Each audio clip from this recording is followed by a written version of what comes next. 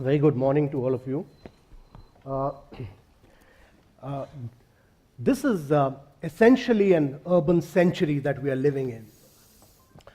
The United Nations forecasts say that by 2030, 70% of the people in the world would be living in urban cities.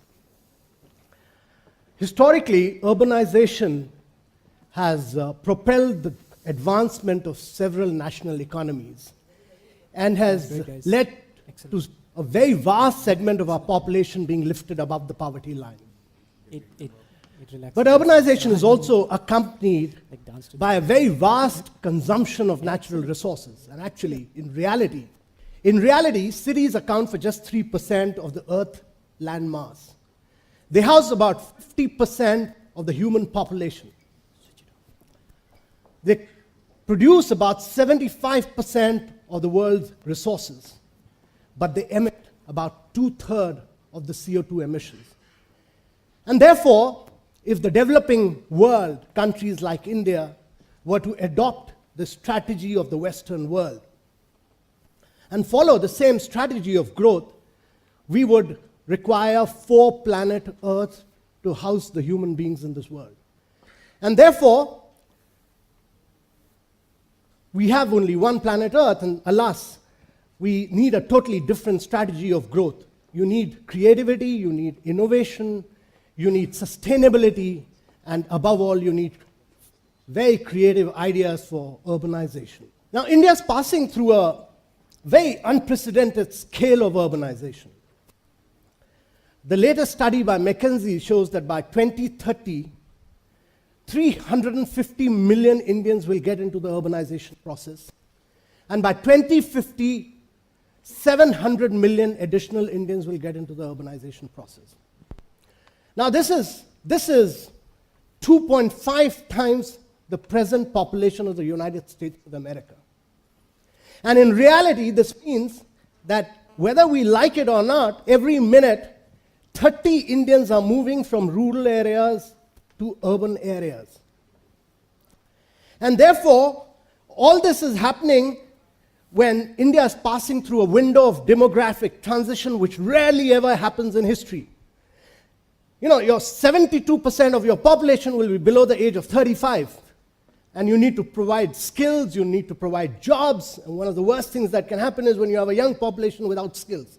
And therefore, a leading thinker like C.K. Prahalad, the late C.K. Prahalad, said that actually India needs to create 500 new cities by the time it becomes 75 in the year 2022. Otherwise, every single existing city in India will become a living slum. And therefore, urbanization, whether we like it or not, is on our doorsteps, and urbanization is inevitable. Now, we must understand that cities are centers of growth, they are centers of innovation, they are centers of creativity. And much like the 19th century was a century of empires and 20th century was a century of nation states, the 21st century is a century of cities. And in the coming era, in the coming period, it'll be cities which will compete for investments, they will compete for innovation, they will compete for growth. It'll not be countries, it'll be cities which will compete. And that's why in India, you have Mumbai, whose GDP, the GDP of Mumbai city is larger than the GDP of 26 states of India. And when cities are centers of growth, innovation, and modernity and innovation, it's very important to realize that India must grow on the back of manufacturing. And many of these cities will be industrial cities because if India has to grow at rates of 8-9%, India must create new jobs in the manufacturing sector. But when you do manufacturing, and let me tell you, historically, no country in the world has grown on the back of agriculture post-World War II. Whether you look at Japan, whether you look at Korea, Taiwan, China, all have grown on the back of manufacturing. They created jobs. But a logical consequence of manufacturing and the spatial manifestation of manufacturing is the movement of vast segments of our population, of workforce, of young managers, their wives, their children into urban cities. And therefore, a logical consequence of this is to really plan in a scientific manner for both manufacturing as well as the social infrastructure which accompanies it. Ladies and gentlemen, India has been a very reluctant urbanizer. India has been a very reluctant urbanizer because of our belief in our founding father. And that belief was that Indian villages will be viable, they'll be economically self-independent, and therefore they will be commercially self-sustaining entities. This was very much the belief of China, and China's revolutionary movement was a peasantry-led revolution.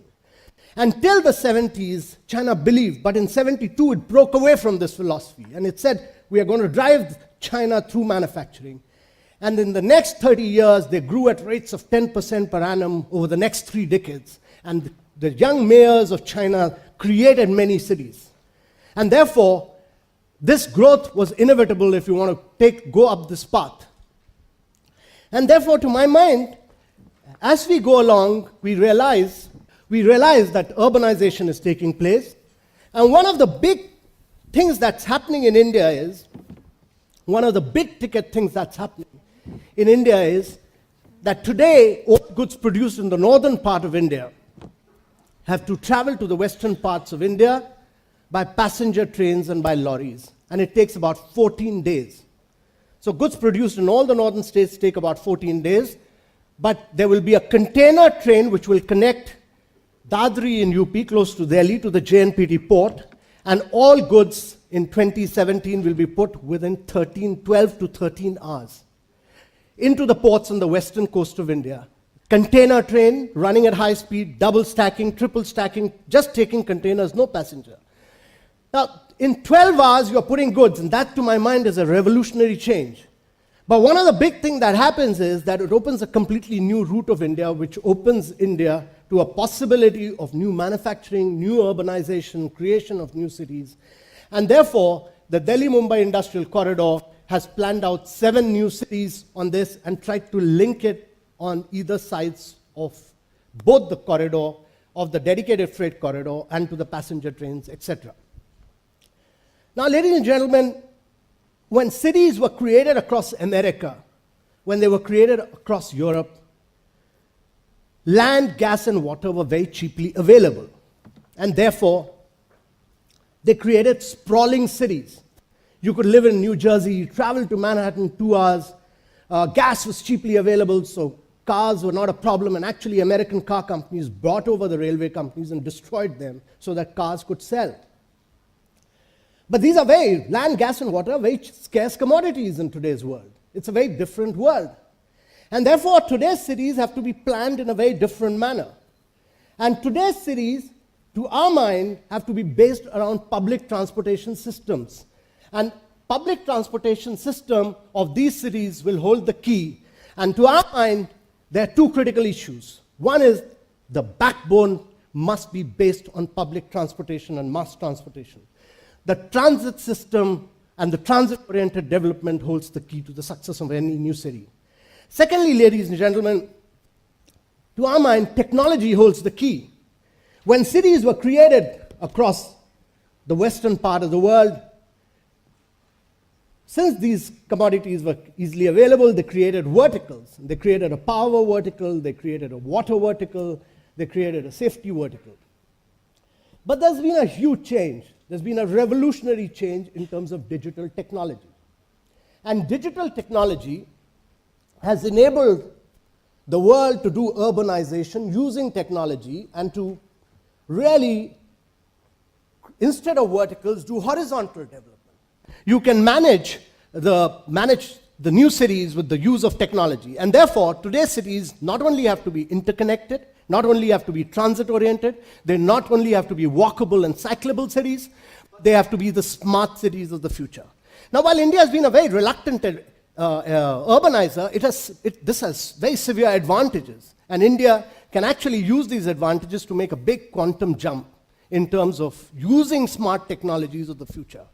This is what, when IBM talks about the smart city concept, or Cisco talks about the smart and connected cities, or what the Koreans are talking about as the ubiquitous cities, this is what they mean, that you can drive urbanization on the back of your mobile telephone. And this is what they've done. They've managed entire cities on the back of a single mobile telephone. You can get access, manage power, manage grids, manage water, manage in public information, manage public safety, all on the back of a one ubiquitous device, and that's the mobile telephony. And to our mind, India must use this technology to be the key driver of growth in the coming years, and India must set the model in terms of driving urbanization through technology. So one is, if you were to look at the space requirement for various transport modes, you realize that the worst thing we can do is to create cities for cars.